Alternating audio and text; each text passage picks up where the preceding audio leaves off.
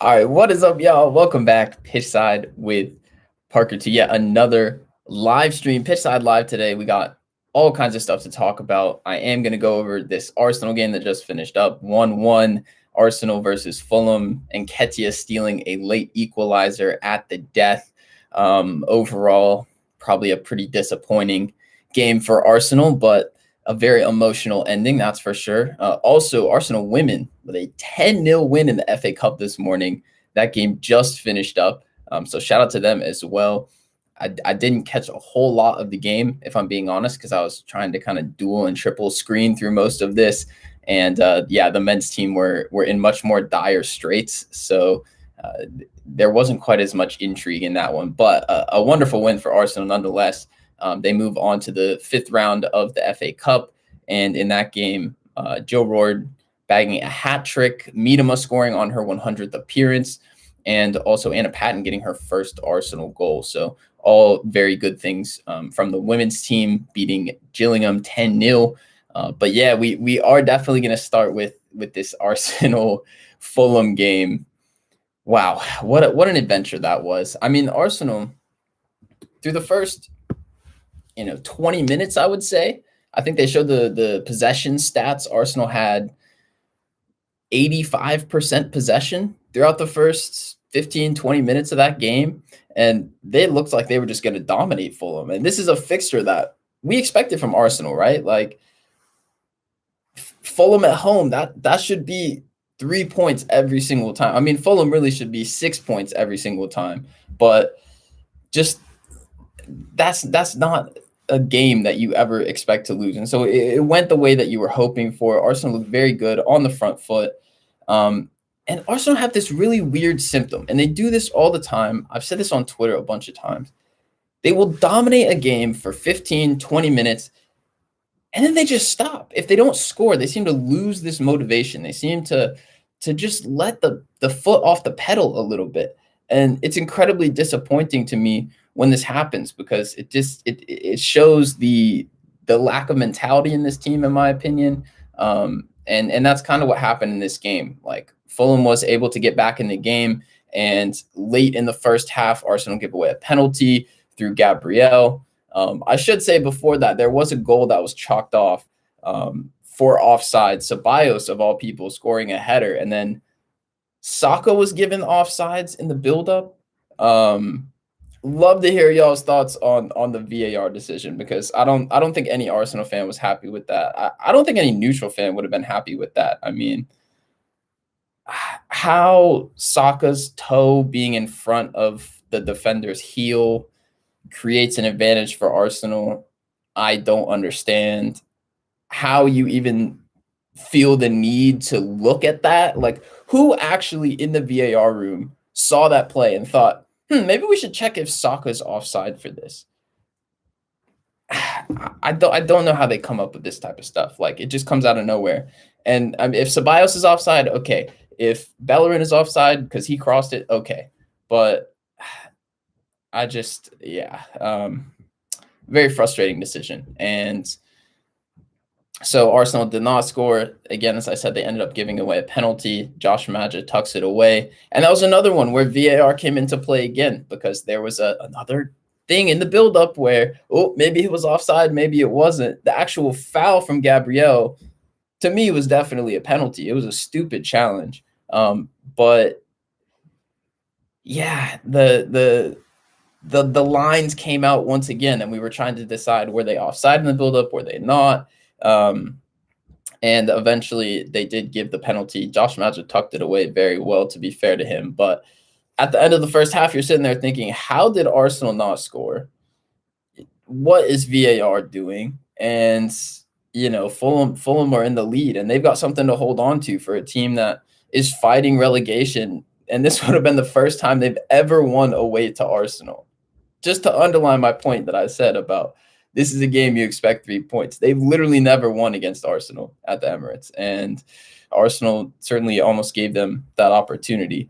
If we look at the second half, I do need to just take a look at my notes here. Also, for people who are new coming through, be sure to hit that like button on the stream. Really helps out. I am doing this Arsenal match review. Usually I make the full videos, as you know, but today, because there were multiple games going on at the same time and all this stuff, I just wanted to give this a try. And less editing for me later. But if you are watching this back later, also be sure to hit that like button and turn on the post notifications so you don't miss the live streams when they happen. But leave your thoughts in the comments, y'all. I do want to hear what y'all are saying about this Arsenal game before we get into the second half here. Let me see.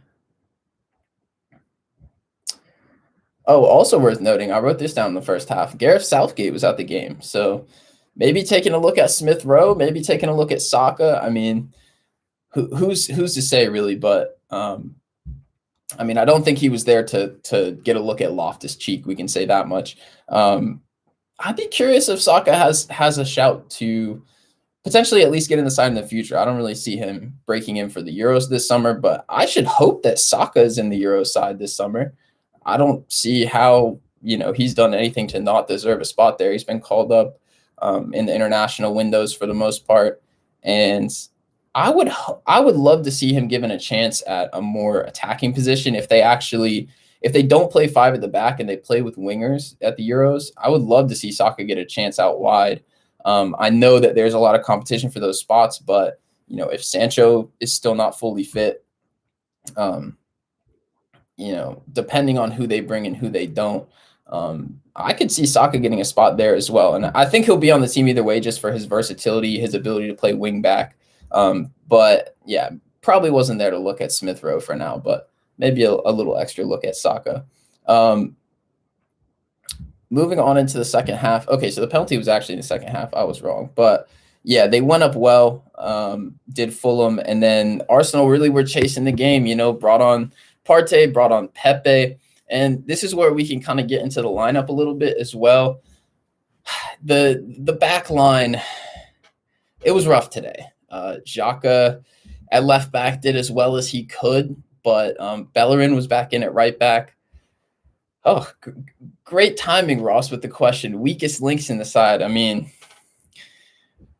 for me, it was probably those two fullback positions. I think Xhaka and Bellerin for me is kind of where the weak links are. Like, if I'm Fulham and I'm looking at that starting 11 that Arsenal put out, I'm targeting those two. I mean, Xhaka, as I mentioned in a couple of my recent videos for Arsenal, since Tierney's gone down, he has positives from that position, but just the egregious lack of pace is clearly a huge problem. And then Bellerin on the other side, he just has not covered himself in glory this season in any fashion at all. I worry about Bellerin, like, as soon as he gets the ball. Everything he does off the ball is actually really good. I think of all of Arsenal's right backs, his movement, his runs into the attacking third, his positional play, I think he is actually the best at that because he's the most natural right back. I mean, it kind of makes sense. Like, Chambers still is learning that. Maitland-Niles when he was here. Yeah. And even Cedric at times, he's a great wing player. He's great at staying out wide, but in terms of Bellerin's run, I mean, it's unmatched. But the moment he gets the ball, it's over. Like, he is a pretty average passer. He can't really dribble. He's lost all his pace. And defensively, he's just all over the place, man. So I would say he's up there with weak links. Vic saying Bellerin and El Neni weakest links in the side. Yeah, El Neni, he was pretty average today. Also, yeah, the El Neni Ceballos pivot. I mean, I don't know. I don't think you're winning a lot of Premier League games with that. Honestly, it wasn't fullbacks defense that killed us. It was their involvement on offense that was terrible. Yeah, and that shows it's important to Arteta's tactics as well, because if you looked at the beginning of the season, everything was going through Kieran Tierney. And to be fair, Bellerin was actually playing better at the beginning of the season as well. Even when Cedric has been in the side and doing well, you look at Chambers' involvement recently in the Europa League. It's a very important part of Arsenal's tactics that the fullbacks get forward and that they make a big impact on the attack. And so I think you're right, Ross. It really hamstrings Arsenal. It puts a lot more pressure on the attacking players. And really, they can hold it. I mean, let's be honest. Arsenal created a ton of chances in this game. Martinelli created several. Martinelli probably should have scored, I would say 3-4 goals. Just in the first couple minutes, he could have scored twice. And honestly, I was really disappointed with Martinelli's finishing. I mean, he was buzzing about, he was causing problems, and that's what we come to expect of him. But he was in a position where he could have won Arsenal the game multiple times. I think especially that one cutback from Smith Rowe. I think it was literally in the 5th minute or something. He's got to be scoring that from, I don't know what it was, 5 yards away from goal. And then, yeah, they made some chances in the second half as well. Saka had a few. Lacazette was a little quiet today, and that is going to be a big thing going forward. Lacazette coming off with a hamstring injury. Very concerning for Arsenal. As much as Eddie Nketiah did score that game-winning goal, tapping it home at the back post, I would not feel confident if Aubameyang is still sick, if Lacazette's hamstring is not healthy, which, typically that's a 2-week injury. So you're looking at him missing the next leg, or rather the semifinal of the Europa League first leg against Villarreal. I would not feel confident going into that game with Nketiah at striker. Maybe you think about putting Martinelli as a center striker. Maybe you think about using Balogun, but to me, Eddie Nketiah is not going to be the answer there. I mean, bro, honestly, at this point, I wouldn't be surprised if Saka could play striker, because my man has been playing wing back. He's played left wing. He's played cam. He's played center mid as an 8. He's played right back for a good chunk of the second half in this game. Like, I mean, why not put Saka as striker at this point? Vic saying, if Laka is out for Villarreal, who would you play up top? I'd play Martinelli.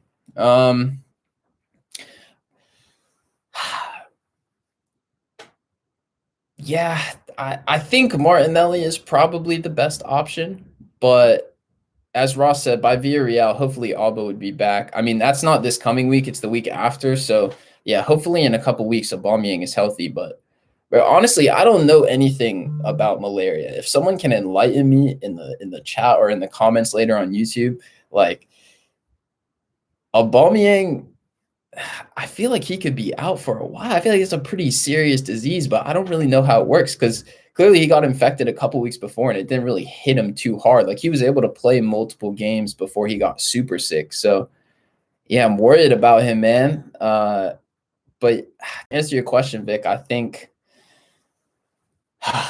yeah, I'd probably roll the dice on Martinelli. I would think about putting Balogun in. Like, honestly, I've seen him a couple times in the Europa League, and that would be big to ask him to start, but I think he's at least got to be on the bench for those games and actually used off the bench. Like, I want to see what he can do. He signed the new contract. Let's have some faith in him. I just don't see Nketiah winning us a game in the semifinals of the Europa League. That's just me. But I'd love to know what y'all think. Definitely drop it in the chat. Who would be your striker if Laka and Alba are out for that Villarreal game? I mean, we're probably going to see it against Everton next Friday as well. I can't imagine. I mean, Laka will probably be out for that. My guess is that Aubameyang would still be out. And even if he's back, he might not be fully fit. So we'll probably see on Friday what Arsenal decides to do there. And that could be a pretty good idea of what they're going to do going forward. We all know he'll pick Eddie. Yeah. I mean, you're not wrong, Vic. He'll ring the phone, and yeah, Eddie will answer, and he will be in the starting lineup. Can we talk about his celebration? Because my guy, like, I understand it's been tough for Eddie. If you just look at it purely from his perspective, like, he was starting a ton of games earlier on in the season, and then he kind of fell off. He hasn't gotten a lot of playing time. He's spent more time back with the U23s.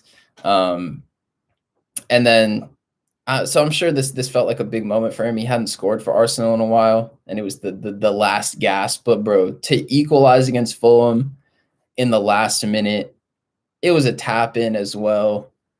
Why are you doing all this in front of an empty stadium? Like, to prevent our first loss to Fulham at home ever in the league. I was far from impressed, but what's Ross saying?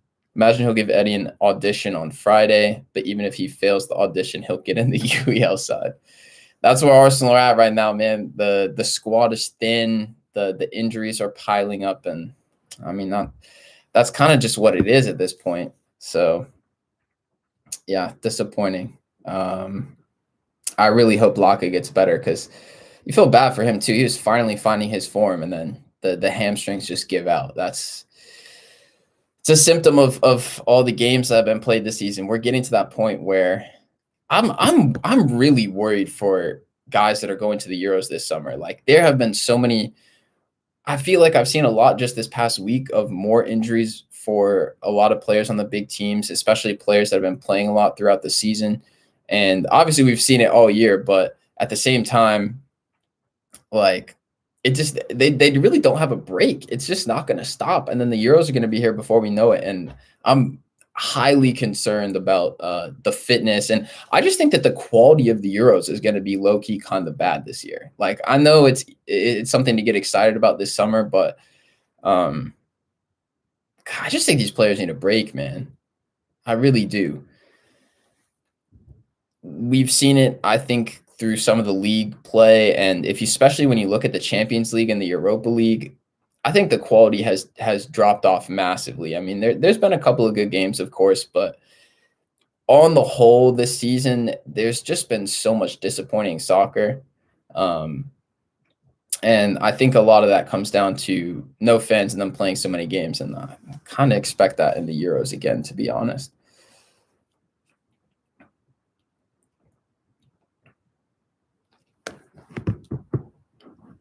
Now, speaking of the Euros, I do want to touch on this really quick. I think I might go more in depth and make another video on this maybe sometime in the week once there's more information out. But reports coming out today about potentially a European Super League being formed. And supposedly there are several Premier League clubs involved and teams from Spain and teams from Italy, none so far in the meeting from Germany or France. And I think I saw a tweet from GFFN, which how good of a source are they really? I mean, it's hard to say, but I believe what it said was basically that the Champions League said that they would ban any team that joins a European Super League. They would ban from the Champions League. So that would be really interesting. And also the report said that only one of the top 6 clubs in England is actually one of the teams that's meeting about being in this European Super League right now. So there has been at least some resistance from the big clubs, but we don't know who's who. We don't know who's involved, who's not. It's hard to say what they even mean by big 6 anymore, because it's like, are you talking about the top 6? In which case, that wouldn't be much of a surprise, because Leicester and West Ham are probably not getting in the European Super League. Whereas you already know Arsenal want to be in that. Like this is a dream for Arsenal. And I'm talking from like the board standpoint, from the club standpoint. Me personally, I don't really care if Arsenal are in a Super League or not. I think in general the idea of a Super League is going to be bad for the game. It's just going to water down. You know, the Champions League has this mystique. It's very special, and it's a place where the best of the best get to play against each other. It's only so often, and I think if it's a type of thing where they're trying to run competition throughout the entire year, and it's consisting of these teams that we typically know as like the Champions League giants, we're just gonna get, for lack of a better word, desensitized to it a little bit. I just feel like it's going to take away some of that.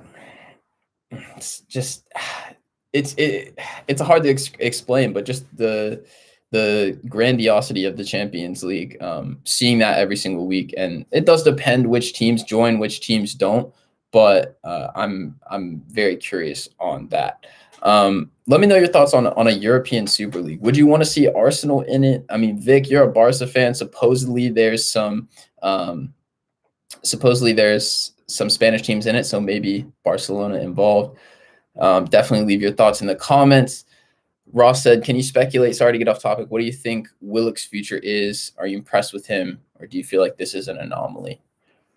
I don't feel like this is an anomaly. I feel like Joe Willock has played exactly how I know he's capable of. It's just that at Arsenal, I don't think he was given enough chances in the ways that would help him thrive, if that makes sense. I mean, he's someone who needs a little bit more attacking freedom. He did play a few games at like number 10 for Arsenal, I think towards the end of last season, if I'm remembering right. He didn't get to play much this year. And he didn't always impress, but I think one thing that he's done really well has been coming off the bench for Newcastle and saving games, bringing that energy.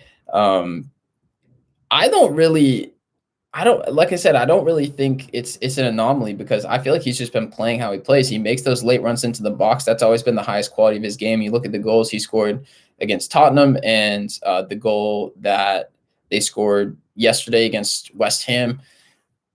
Willock just doing what Willock does best, really, in my opinion. I just think that it's a little bit similar to Maitland-Niles, who, was pretty. He was man of the match in West Brom's last game.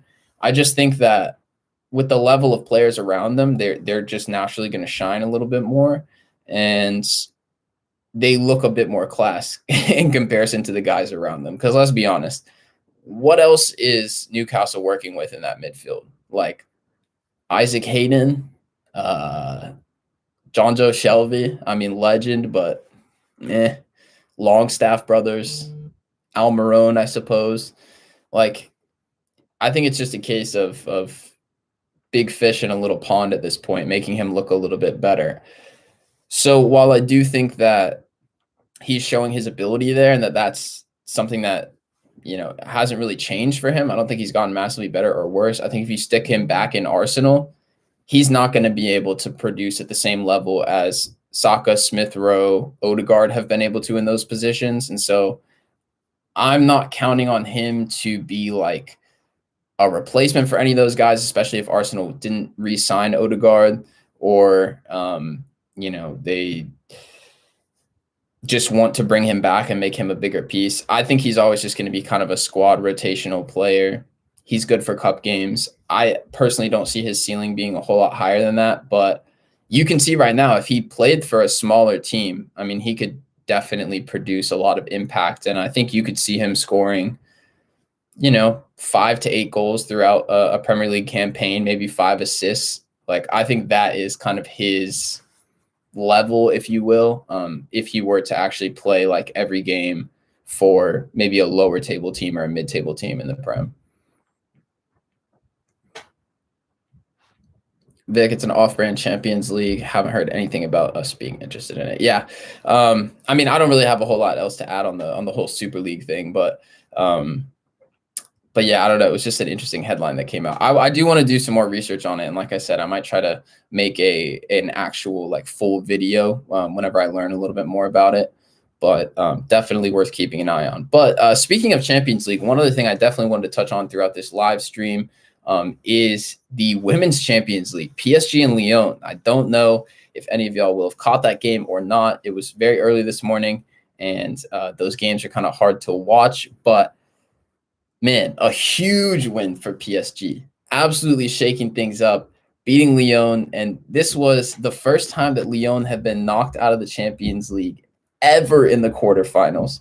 The last time they lost this early was in 2014. They got knocked out in the round of 16. But since then, I think they've made every single final for the past 6 years. So, I mean, when I say this was massive, like really, you got to understand this was massive. 2-1 win for Paris, and remarkably, they went down in the 4th minute of this game. Catarina Macario scoring for Lyon. The young American superstar. Man, what a moment for her as well. But at that point, it looked like, okay, Lyon have scored again. Yes, PSG, they were away, so 2 goals was going to win it for them either way. It didn't really change the task for them per se, but it looked like, as you were for Lyon, going to look for another gritty kind of 1-0 result, and they would have been through. But PSG came out and they actually just smothered Lyon in this game. Defensively, they were great. They kept the ball in Lyon's half pretty much the entire time, creating just chances after chances after chances. Katoto was awesome. Gayoro, oh my gosh, the goal that she scored, if you haven't seen it, I retweeted it earlier. You can check it on Twitter. But she scored an absolute banger to level the game at 1-1. And from there, PSG just pushed on. And it took until the second half when none other than Wendy Renard scores an own goal. And the captain, the leader, the icon that she is at Lyon, proving to be the downfall, giving PSG the equalizing goal on the tie, and then pushing them ahead through away goals. And from there, PSG continued. What I was impressed at with them was they did manage the game well, but they didn't fully drop off and just bring on all their defensive subs until there was really only like 5 minutes left in the game. I mean, that own goal, I think, happened around like the 70th minute or so, and they continued to attack. They continued to be on the front foot. And PSG fully absolutely deserved it. And what struck me as different in this game, and it felt like a real shift of power, was Lyon looked shaken. Lyon looked like I haven't seen them play with that. Like, they looked scared. I've never seen them scared in the moment before. In the bright lights, like Champions League, this is what they do.